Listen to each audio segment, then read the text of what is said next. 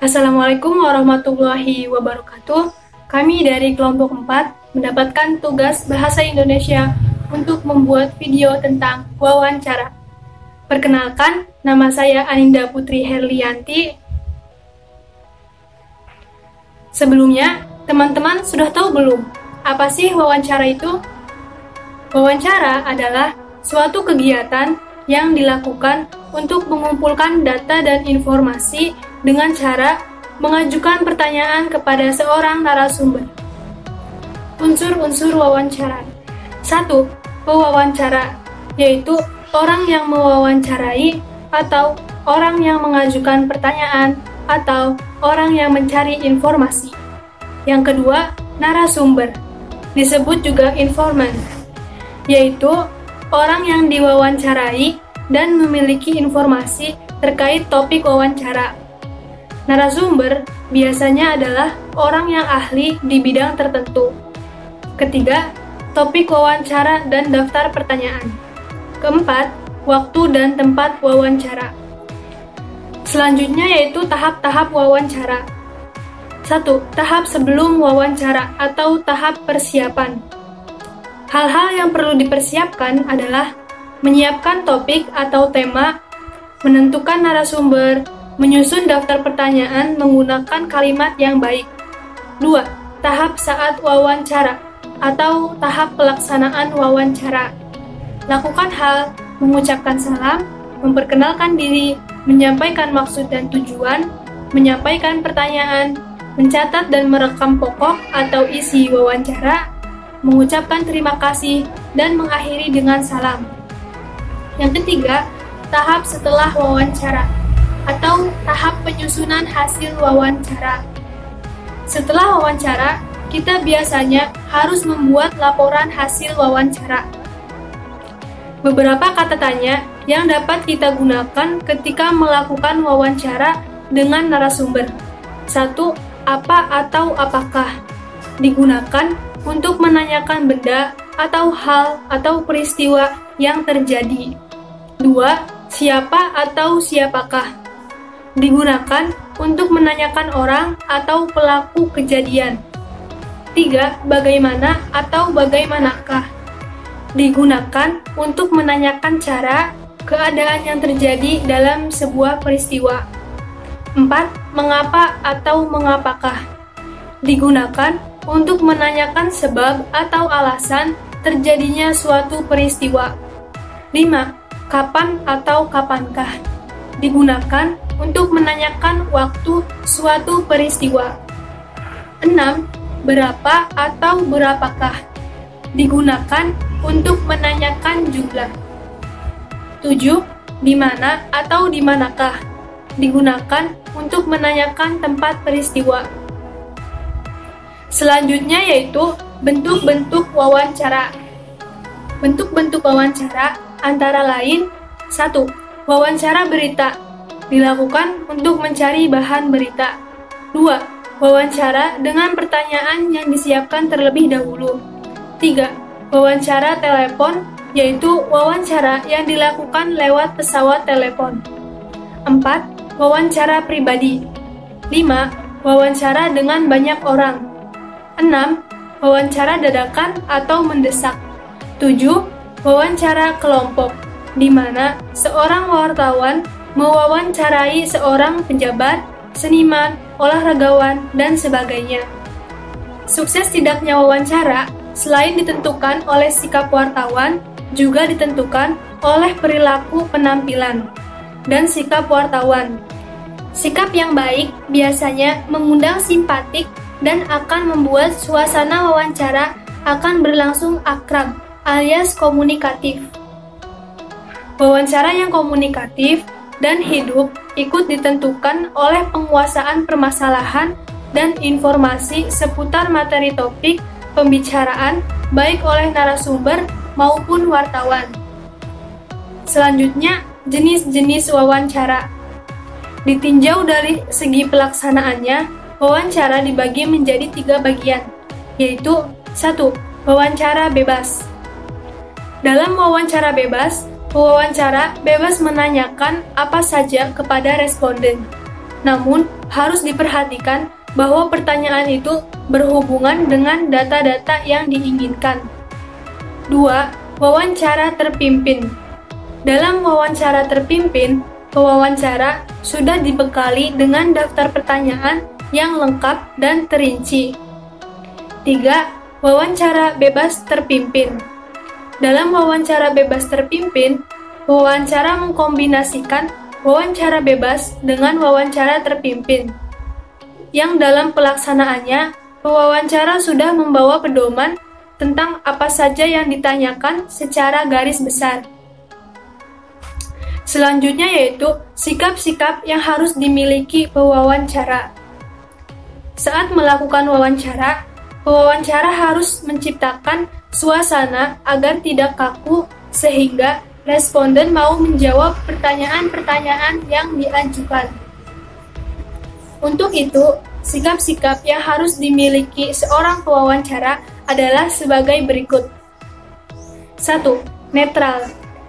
Artinya, pewawancara tidak berkomentar untuk tidak setuju terhadap informasi yang diutarakan oleh responden, karena tugasnya adalah merekam seluruh keterangan dari responden, baik yang menyenangkan atau tidak.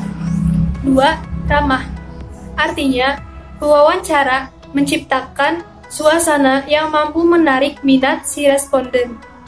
3. Adil. Artinya, pewawancara harus bisa memperlakukan semua responden dengan sama. Pewawancara harus tetap hormat dan sopan kepada semua responden bagaimanapun keberadaannya. 4. Hindari ketegangan. Artinya, pewawancara harus dapat menghindari ketegangan, jangan sampai responden sedang dihakimi atau diuji. Kalau suasana tegang, responden berhak membatalkan pertemuan tersebut dan meminta pewawancara untuk tidak menuliskan hasilnya. Pewawancara harus mampu mengendalikan situasi dan pembicaraan agar terarah. Nah, di video kali ini, kita akan mempraktikkan bagaimana cara melakukan wawancara. Topik wawancara kali ini yaitu alasan memilih melanjutkan pendidikan di Institut Agama Islam Negeri Surakarta dengan pewawancara Saudari Rindi dan narasumber kita Saudari Purnaning yang merupakan seorang mahasiswi di Institut Agama Islam Negeri Surakarta.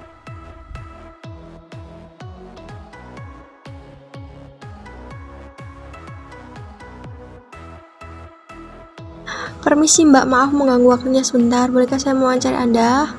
Iya, boleh. Baiklah, saya mulai ya Mbak. Oke Mbak, coba ceritakan mengenai dirimu. Nama saya Purnane, saya dari Karanganyar. Saya seorang mahasiswa IAIN.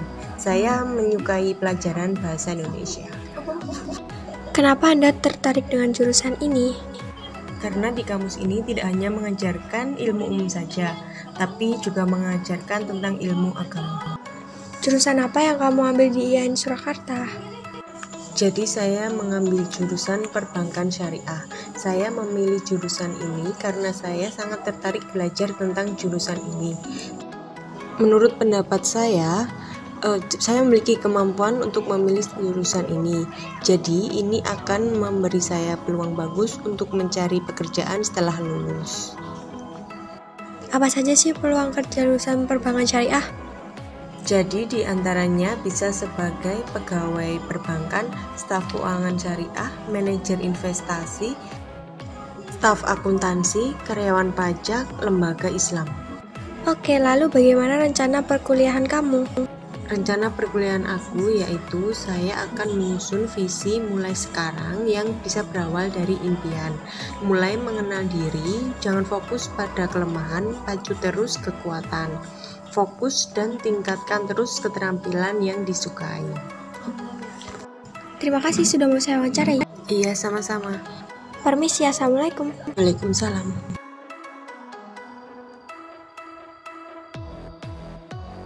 Ya, saya akan menambahkan sedikit materi mengenai wawancara ya.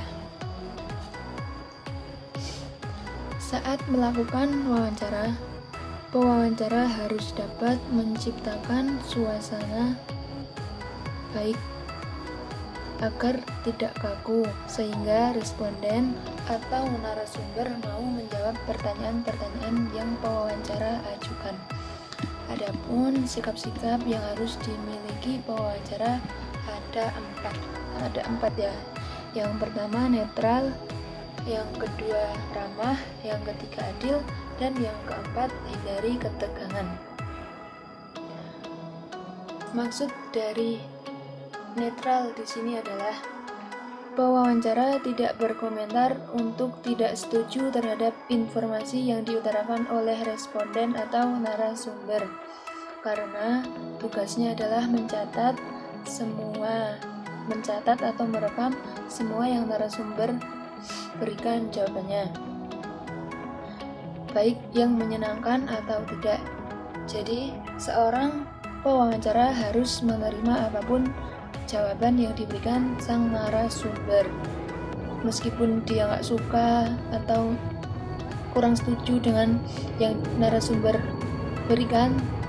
Sang wawancara harus menerima itu, tidak boleh protes. Yang kedua adalah ramah. Jadi pewawancara harus menciptakan suasana yang mampu menarik minat si responden. Ya, jadi bagaimanapun caranya, pewawancara harus punya sikap tersendirilah agar sang narasumber mau menjawab pertanyaannya. Yang ketiga adalah adil. Artinya, pewawancara harus bisa memperlakukan semua responden dengan sama. Pewawancara harus tetap hormat dan sopan terhadap semua narasumber, tidak boleh membeda-bedakan. Misalnya, sang wawancara tidak hanya mewawancarai satu narasumber, namun ada 2 atau 3.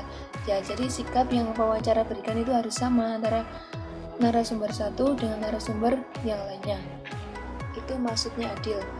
Kemudian maksud dari hindari ketegangan artinya pewawancara harus bisa menciptakan suasana tenang. Jangan sampai sang narasumber merasa dihakimi atau merasa sedang diuji.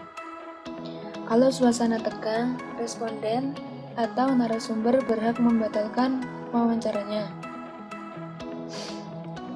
dan meminta pewawancara untuk tidak menuliskan apa yang telah didapatkan dari sang narasumber. Jadi sang wawancara harus mampu menciptakan suasana tenang. Ya, tahulah ya, dari ketegangan.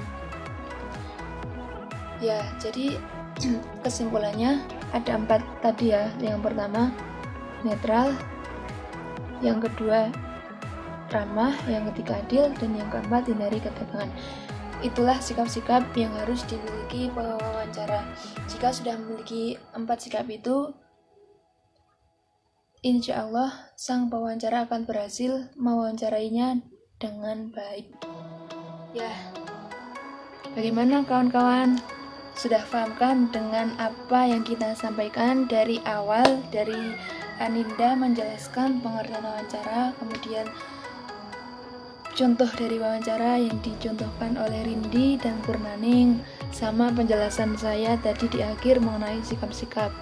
Ya, semoga kalian paham ya dengan materi yang kami sampaikan. Saya tarik kesimpulannya saja. Wawancara merupakan percakapan antara 2 orang atau lebih dan berlangsung antara narasumber dan wawancara. Yang seperti yang dicontoh tadi ya, dalam video kami, Rindi berperan sebagai pewawancara dan Purnaning sebagai narasumber. Kemudian tujuan dari wawancara adalah untuk mendapatkan informasi yang tepat dari narasumber yang terpercaya. Jadi tadi tuh Rindi tuh percaya bahwa Aning dapat menjawab pertanyaan-pertanyaan yang Rindi berikan. Kemudian, wawancara dilakukan dengan cara penyampaian sejumlah pertanyaan dari pewawancara kepada narasumber. Jadi, seperti yang dijelaskan Aninda tadi ya, ada beberapa kalimat tanya yang bisa diajukan seperti apa, mengapa, bagaimana, dan sebagainya. Jadi, Rindi tadi sudah sebelum wawancara sudah mempersiapkan pertanyaan-pertanyaan apa yang akan diajukan kepada Purnaning. Ya. Kemudian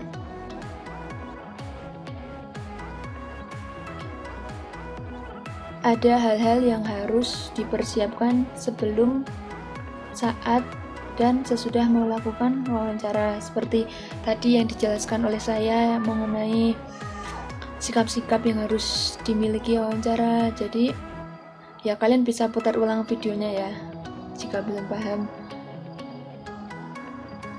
Jadi wawancara yang baik itu seperti yang dicontohkan di video tadi ya, Purnaning dan Rindi, kurang lebih seperti itu. Kemudian materi-materi yang disampaikan Aninda tadi juga penting. Mungkin hanya video ini yang dapat kami paparkan dari kelompok 4 mengenai wawancara. Semoga menikmati, semoga bermanfaat. Jika banyak salah dan kurangnya mohon dimaafkan. Tetap semangat, tetap belajar, dan tetap jaga kesehatan. Sekian dari kami. Wassalamualaikum warahmatullahi wabarakatuh.